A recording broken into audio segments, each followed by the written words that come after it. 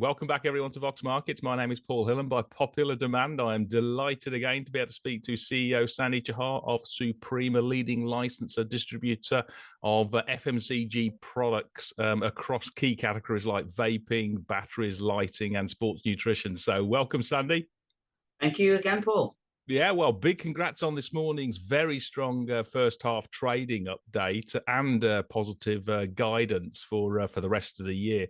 But before we sort of dig into the details, there's also really big news in terms of what the company's doing in terms of pioneering the the vaping industry. So, but I don't know if you'd start with sort of like just reminding investors what the business is doing with regards to preventing underage gambling, was already been doing, and also what the new measures are.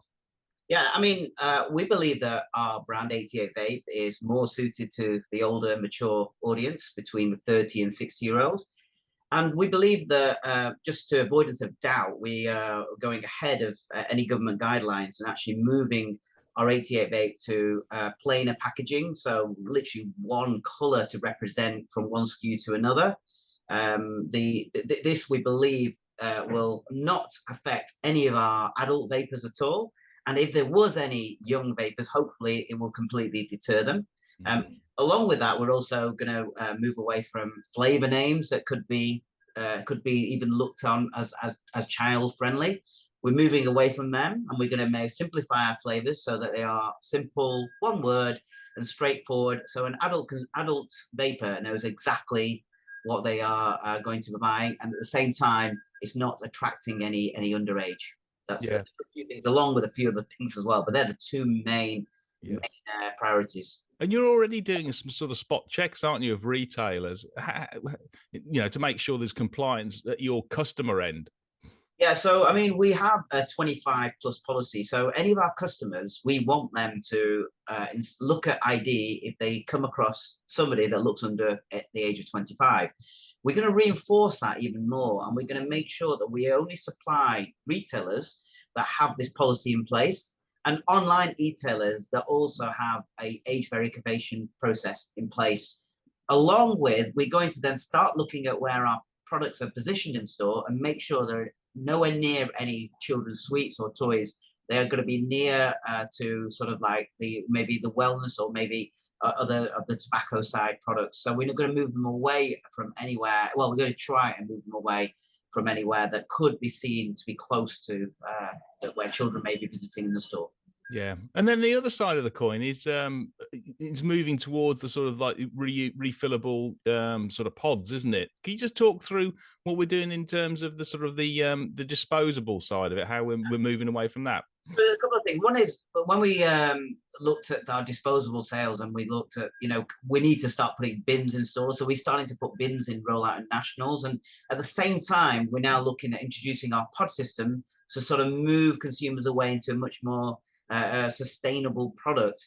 We don't believe that this will affect sales. And we've actually done YouGov surveys on all of these things I've sort of mentioned, and the plain packaging, 98% people said they will carry on buying. If the flavors were limited, they will buy the flavors that were limited, or the flavor names does not make a difference. So we've done our survey, and hence why we think the guidance is unchanged, because we believe that it's not going to affect 88 Vape. Yeah, and people sort of like, there's obviously been a lot of sort of media attention with the whole sort of vaping area, but people do sort of forget, don't they, that actually vaping is probably the best way for people who are smokers to get off the tobacco. Yeah, absolutely. We've already have now something like 50-50, half smokers, half vapors. If you speak to any of our 50,000 Trustpilot review customers that have given up smoking, they'll say that they're living a much more healthier life, a lot more energy. They feel that they have now kicked the habit for good. Last thing we want to do is the government or any of the regulations to start backtrack some of the hard work the industry's done over the last 10 years. Yeah. And what about the new distribution agreement with Elf? Because obviously they've got a sort of like a bigger tilt towards disposables. Yeah, so with Elf, we've decided that we are going to sell it to mainstream retailers that have the age policy. So we believe that this, again, children, it can't get in the wrong hands of the children. I mean, children now are buying the illicit, illegal vapes at the moment, and this has been the bigger problem than the actual the big brands. The big brands will adapt with regulations and guidance from the government in the coming months or years. But at the same time, we've got to just take a view that actually they're not the main problem at the moment. It's more illegal vapes coming into the country, which will have illegal substances in, as well as a lot bigger devices and cheaper for the price.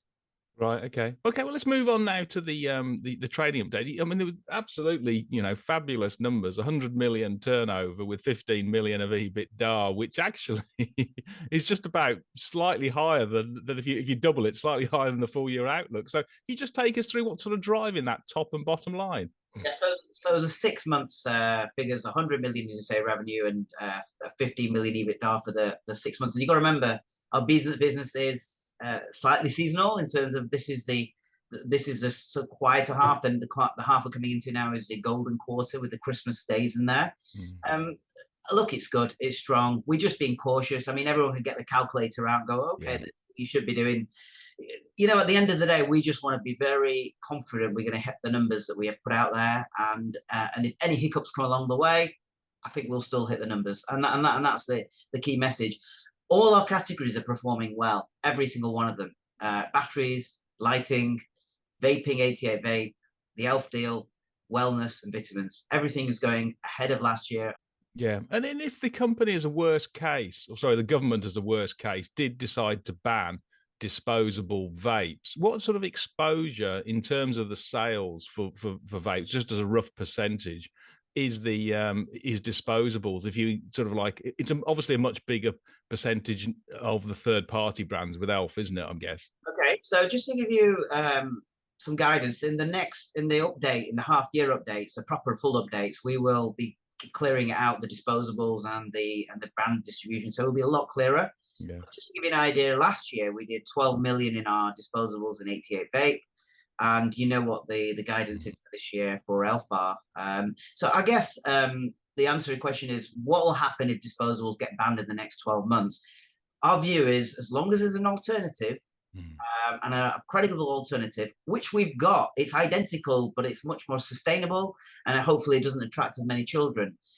People will move, adults will move. So we don't believe. I mean, the biggest change when we're in vaping is adding the nicotine warning on, and we're all worried that we're having this massive nicotine warning on all our 88 vape products. About 5 years ago, we thought that's going to have an impact on sales, a big warning sign. No, it's not. So I mean, the industry will go through changes, but these products are so much in demand and so much required by people that are giving up smoking that they'll just move to whatever's available.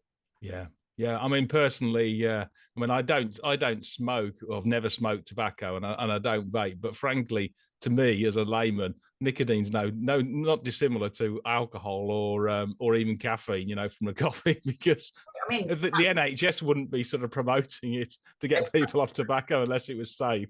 I mean, if you think about patches and gums, there's no stigma attached to those, and it's delivering the different type of nicotine. We're doing it in a way that's similar to smoking, I guess. Yeah. So, I mean, at the end of the day, it's the most effective way of actually, we believe, in actually people quitting from smoking.